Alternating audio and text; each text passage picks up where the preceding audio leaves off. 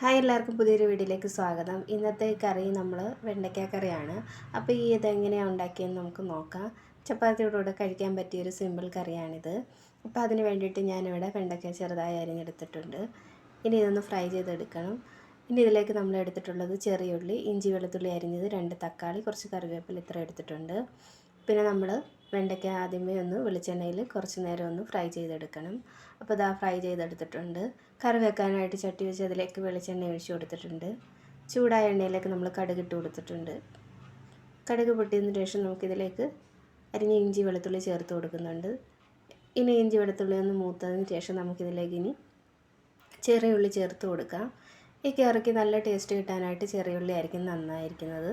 അപ്പോൾ ചെറിയ ഉള്ളി ഒന്ന് വഴറ്റിയെടുക്കണം. അപ്പോൾ അതിലേക്ക് ഇനി ആവശ്യത്തിനുള്ള ഉപ്പ് കൂടി ചേർത്ത് കൊടുക്കുന്നുണ്ട്. ഇനി ഉള്ളി ഒന്ന് നന്നായിട്ട് മൂപ്പിച്ചെടുക്കാം. അപ്പോൾ ഉള്ളി മൂത്തതിന് ശേഷം നമ്മൾ ഇതിലേക്ക് ചേർക്കുന്നത് 1/4 ടീസ്പൂൺ മുളക് പൊടി, 1/2 ടീസ്പൂൺ മഞ്ഞൾപ്പൊടി, 1 ടീസ്പൂൺ മല്ലിപ്പൊടി, 1/4 ടീസ്പൂൺ ഉലുവാപ്പൊടി ഇത്രയും നമ്മൾ എടുത്തിട്ടുണ്ട്. പൊടികൾ അതിലേക്ക് ഇട്ട് കൊടുക്കാം. മീഡിയം തീയിലിട്ടതിന് ശേഷം നമ്മൾ പൊടികളൊന്ന് മൂപ്പിച്ചെടുക്കാം.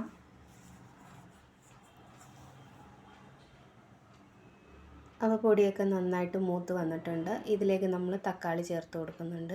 കൂടെ തന്നെ കറിവേപ്പില ഇട്ട് കൊടുത്തിട്ടുണ്ട്. ഇനി ഈ തക്കാളി ഒന്ന് നന്നായിട്ട് വെന്ത് വരണം.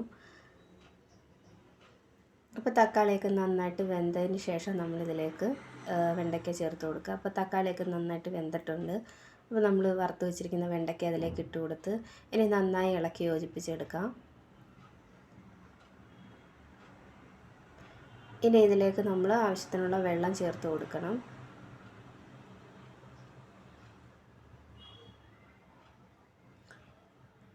ഇപ്പോൾ ഇത്രയും വെള്ളം നമ്മൾ ചേർത്ത് കൊടുത്തിട്ടുണ്ട്.